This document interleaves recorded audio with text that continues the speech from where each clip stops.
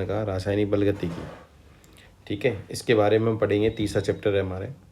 RBSC में कौन कौन से क्वेश्चन आ सकते हैं, इसमें फिलिंग द ब्लैंक्स यानी रिक्त स्थान वाला प्रश्न आएगा। रसायन विज्ञान की वह शाखा ये परिभाषा से है जिससे अभिक्रिया का वेग और इसकी क्रिया विधि का अध्ययन होता है। इसे हम चैप्टर का नाम ही पूछा है इसके अंदर, रासायनिक बलगतिकी। क्या आ जाएगा? रासायनिक परिभाषा से, इंट्रोडक्शन से क्वेश्चन है। किसी गैसीय अभिक्रिया के लिए सांद्रता आंशिक दाब के, एक्चुअली ये हेनरी लो का प्रश्न है। ठीक है, समानुपाती होता है। ठीक है, क्वेश्चन विलियन चैप्टर का है। किसी अभिक्रिया के वेग व्यंजक में प्रयुक्त सांद्रताओं के घातों का योग क्या कहलाता है? अभिक्रिया की कोटि। क्या आ जाएगा इसमें? अभिक्रिया की कोटि कहलाता है। कोटि की परिभाषा इस तरीके से याद हो सकती है। सभी प्राकृतिक कृत्रिम नाभिकीय विघटन की बलगति की प्रथम कोटि की होती है। किसकी होती है? प्रथम कोटि। हम पढ़ चुके हैं, फर्स्ट ऑर्डर रिएक्शन होती है सारी।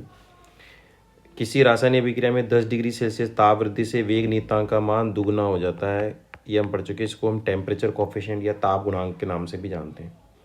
अभिक्रिया मिश्रण के प्रति इकाई आयतन में प्रति सेकंड होने वाले टक्करों की संख्या को हम टक्कर आवृत्ति या संघटन आवृत्ति, मैं यहाँ पे लिख देता हूँ, संघटन आवृत्ति कहते हैं। ठीक है, जिसको हम जेड से निरूपित करते हैं। अगर आपको याद हो, किससे निरूपित करते हैं? जेड से। वे पदार्थ जो स्वयं रासायनिक रूप से अपरिवर्तित रहते हैं अभिक्रिया के वेग को बढ़ा देते हैं। पढ़ के आए हम, क्या बोलते हैं? उनको उत्प्रेरक बोलते हैं। क्या बोलते हैं? उत्प्रेरक बोलते हैं। ठीक है, क्षारीय माध्यम में एस्टर का जल अपघटन, ये एक छद्म एकाणु की अभिक्रिया है। इसको हम छद्म प्रथम कोटि की अभिक्रिया कहते हैं। आगे भी प्रश्न आएगा इसका।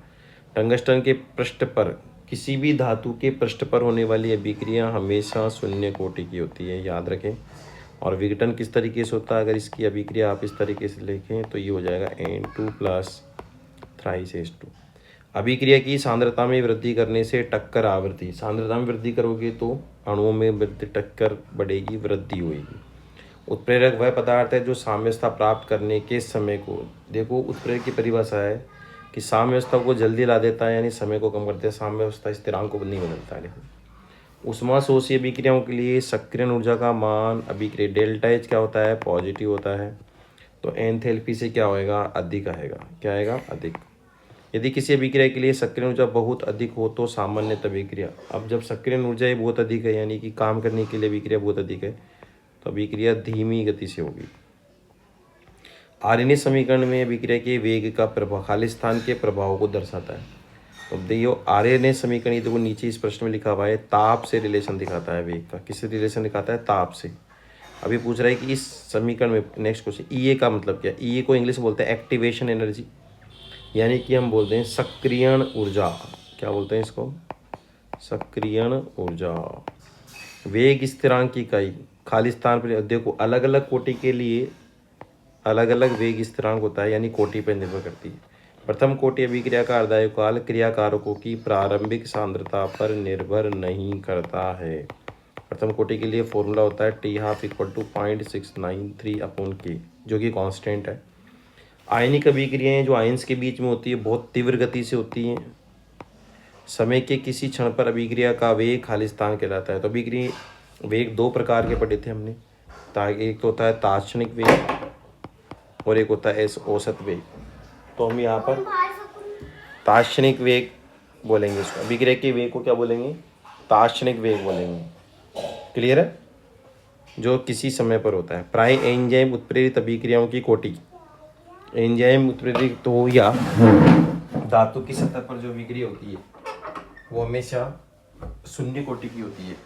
तो यहाँ पर आंसर आ जाएगा शून्य कोटि की अभिक्रिया। ठीक है, नेक्स्ट क्वेश्चन हम देखते हैं। अब यहाँ पर 1 नंबर के प्रश्न आ गए। एथिल एसीटेट के जल अपघटन का उदाहरण। अभी हम थोड़ी देर पहले पढ़े थे कि वे अभिक्रियाएं जिनमें क्रियाकारक 2 या 2 से अधिक होता है, लिख सकते हैं अपन। वे अभिक्रियाएं जिनमें क्रियाकारक 1 से अधिक होता है, जिनमें क्रियाकारक 1 से अधिक होता है, परंतु अभिक्रिया का जो वेग है, अभिक्रिया का वेग केवल एक क्रियाकारक की सांद्रता पर निर्भर करता है। एक क्रियाकारक की सांद्रता पर निर्भर करता है उसको हम छद्म एकाणु का अभिक्रिया कहते हैं, छद्म कोटि की। यहाँ पर एथिल एसीटेट क्या होता है, CH3COO, इसको हम जल में डालते हैं अम्लीय माध्यम में, तो ये बदल जाता है CH3COOH प्लस C2H5, एल्कोहल और एसिड बन जाता है। देखिए आणविकता 2 है, कोटि 1 है, छद्म एकाणु। शून्य कोटि है, प्रथम कोटि। नेक्स्ट क्वेश्चन है शून्य कोटि प्रथम कोटि वेग स्थिरांक।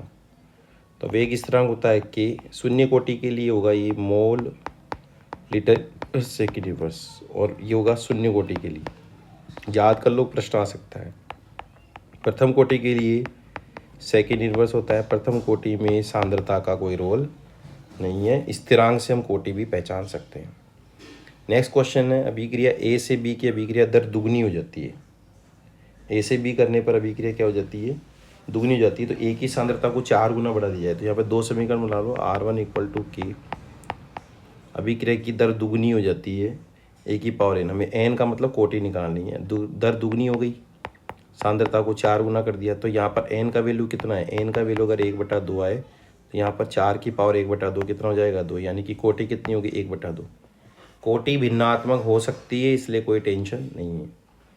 यहाँ पर देखो वेग व्यंजक, ये वही प्रश्न है जो ऊपर आपने देखा। यहाँ पर इस सुक्रोज का प्रतिपन्न हो रहा है। यहाँ पे सुक्रोज किस में टूट रहा है, ग्लूकोज और फ्रक्टोज में। ये भी एक छद्म एकाणु अभिक्रिया का उदाहरण है, तो इसके लिए वेग व्यंजक अब लिखेंगे K = C12H22O11 की पावर 1। बस यहाँ पर कोटि 1 ही आएगी, H2O की सांद्रता स्थिर रहती है। ये छद्म एकाणु का उदाहरण है। अभिक्रिया 2A + B से उत्पाद हेतु अवकलित वेग समीकरण। अवकलित वेग समीकरण होता है dR/dt and that is equal to -1/2 stoichiometric गुणांक से भाग दे देंगे, तो ये हो जाएगा d/dt अवकलित में A की इक्वल टू होगा d/dt ऑफ B की सांद्रता। ये हो गया अवकलित समीकरण। किसी रासायनिक अभिक्रिया के ताप में 10 डिग्री की वृद्धि तो वेग स्थिरांक, ये प्रश्न में भी हम MCQ वाले में करके आए, तो यहाँ पर दुगना हो जाता है, और इसी को हम वेग गुणांक या ताप गुणांक कहते हैं।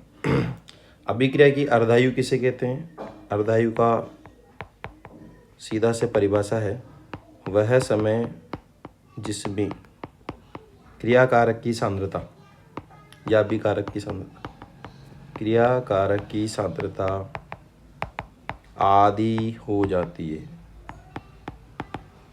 उसे क्या बोलते हैं, अर्धायु कहते हैं। अभी कह रहे हैं कि प्रथम कोटि के लिए अर्धायु ज्ञात करने का सूत्र। प्रथम कोटि के लिए जो फॉर्मूला होता है वो होता है KT = 2.303 log R0/RT।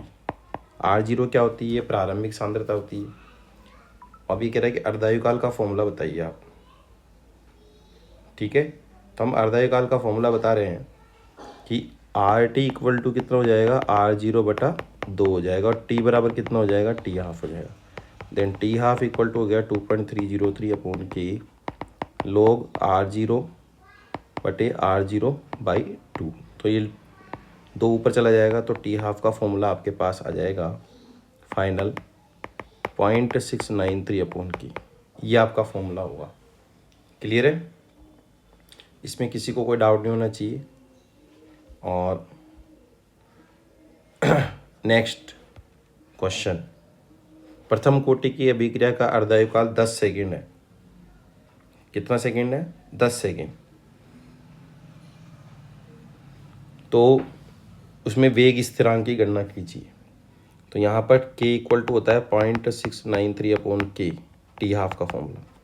यहाँ पर 10 सेकेंड दे रखा है, तो K बराबर हो जाएगा 0.693/T½ तो K हो गया 0.693/10 से डिवाइड ही करना है जस्ट, 0.0693 सेकेंड इनवर्स आ जाएगा आंसर। ठीक है, समझ में आ रहा है। नेक्स्ट क्वेश्चन है इसके अंदर, ये जो अभिक्रिया आपको दी हुई इसमें MnO2 का क्या कार्य है। भाई यहाँ पर MnO2 किसकी तरह कार्य कर रहा है, उत्प्रेरक की तरह कार्य कर रहा है, कैटालिस्ट की तरह कार्य कर रहा है। बस यही लिखना है। अभिक्रिया वेग की ताप पर निर्भरता वाला वितरण वक्र दिखाइए। अभिक्रिया वेग की ताप पर निर्भरता का वितरण वक्र आपसे पूछा जा सकता है। ठीक है, ताप पे प्रभाव पर आपने एक मैक्सवेल का ऐसा कर्व देखा होगा। ये होता है T1 ताप पर, यहाँ पर होता है अणुओं की संख्या, और यहाँ पर होता है ऊर्जा। तो ये T1 ताप पे है, ये इसकी मिनिमम थ्रेशोल्ड एनर्जी दहली ऊर्जा है। T2 ताप पर क्या होता है, ये एक्स्ट्रा ऊर्जा, एक्स्ट्रा वो निकल जाते हैं T2। तो हम कहेंगे कि ये जो T2 होता है ये होता है T1 + 10 डिग्री। अभी हम पढ़ के आए कि 10 डिग्री सेल्सियस ताप बढ़ाने पर अभिक्रिया का वेग लगभग दुगना हो जाता है। तो यहाँ पर ये मैक्सवेल बोल्ट्जमैन मैक्सवेल कर्व इस तरीके से दिखाता है कि ताप बढ़ाने पर अभिक्रिया का वेग किस प्रकार बढ़ता है।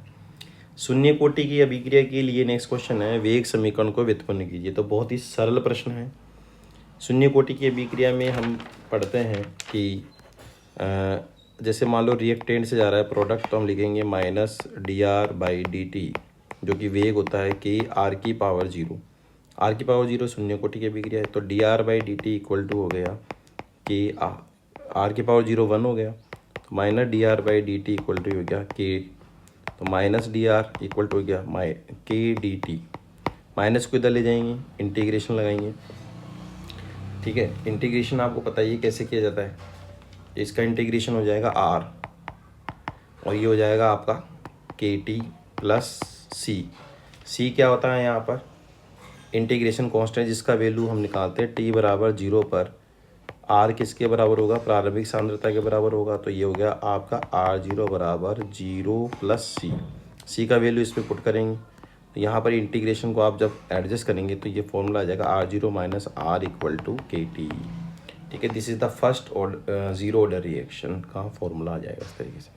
उसके बाद देखेंगे हम क्वेश्चन नेक्स्ट, दर्शाइए कि प्रथम कोटि अभिक्रिया के 75% पूर्ण होने में लगा समय अर्धायुकाल का दुगना होता है। अर्धायुकाल का फॉर्मूला होता है 0.693/K और 75% अभिक्रिया होगी, यानी प्रारंभिक सांद्रता 100 थी, तो बाद वाली सांद्रता कितनी हो जाएगी, 100 - 75 यानी कि 25 हो जाएगी। फॉर्मूला लगाएंगे अपन T = 2.303 K log 100/25, तो ये हो जाएगा 4 बार कैंसिल हो जाएगा। तो यहाँ पर ये जो समय है ये आएगा 2.303 K log 2⁻²। 2⁻² है क्योंकि 4 को हम 2⁻² लिख सकते हैं, 2 आगे जाएगा। T हो जाएगा 2.303/K × 2 × log 2। अब जब आप इसको डिवाइड करेंगे, जैसे टाइम 2.303/K × 2 log 2 का वैल्यू होता है 0.3010 divide by t½ 0.693/K। K से K कैंसिल हो जाएगा और आपको पता है इसका वैल्यू 0.693 होता है। तो ये T हो गया 2 × t½ मतलब दुगना साइन, और यही हमें प्रूव करना था। नेक्स्ट क्वेश्चन ऐसा ही है जैसा ये क्वेश्चन है, सेम। यहाँ पर भी t½ का वैल्यू कितना होता है 0.693/K। ये कह रहे हैं 99% पूर्ण हो गया। सिद्ध कीजिए कि प्रथम कोटि की अभिक्रिया 99% पूर्ण होने में लगने वाला समय अर्धायुकाल का दुगना होता है। यानी कि प्रारंभिक सांद्रता 100 है, तो अंतिम सांद्रता 99% तो पूर्ण हो गया, तो 100 - 99.9 कितना आ गया 10। तो इसके लिए टाइम निकाल लेते हैं, 2.303/K log प्रारंभिक सांद्रता 100 है, अंतिम सांद्रता 10 है। प्रारंभिक सांद्रता 100 है, अंतिम सांद्रता 10 है, 10 से 10 कैंसिल हो गया, log 10 का वैल्यू कितना हो गया आपका 1 हो गया। ठीक है, तो यहाँ पर t = हो जाएगा आपका सॉरी यहाँ पे 99.9, तो ये 0.1 आएगा। 0.1 यहाँ पर रखोगे तो पॉइंट हटेगा, 0 ऊपर आएगा। तो हम लिख सकते हैं 2.303/K log 10⁻³ और इसको डिवाइड करेंगे t½ से। t½ हो गया 0.693/K। K से K कैंसिल हो जाएगा और ये 3 आगे जाएगा, तो ये आएगा लगभग 10 टाइम्स। It's prove that. ठीक है, यहाँ पर प्रारंभिक सांद्रता 100 लेंगे, अंतिम सांद्रता 0.1 लेंगे। नेक्स्ट क्वेश्चन है, अभिक्रिया के लिए वेग नियतांक का नाम दिया गया था, अभिक्रिया की कोटि ज्ञात कीजिए। देखिए यहाँ पर कुछ भी नहीं करना है आपको, K का वैल्यू दिया हुआ है 10⁻⁻14 सेकेंड इनवर्स, तो ये इकाई से ही कर देंगे अपन। इकाई देख करके हम पता है कि सेकेंड इनवर्स इकाई किसकी होती है, कोटि प्रथम कोटि की अभिक्रिया की होती है। ठीक है, और ये सेकंड वाला क्वेश्चन है ये सेम ही है जैसे अपन ने ऊपर किया है। तो इन सभी प्रश्नों को आप करेंगे और पूरा चैप्टर पढ़ने के बाद, अगर रिवीजन करने के बाद आप इस वीडियो को देखेंगे तो आपको बहुत ही अच्छा अनुभव होगा। ठीक है, वीडियो को लाइक करें, सब्सक्राइब करें और ज़रूरतमंद लोगों को पहुंचाएं। Thank you.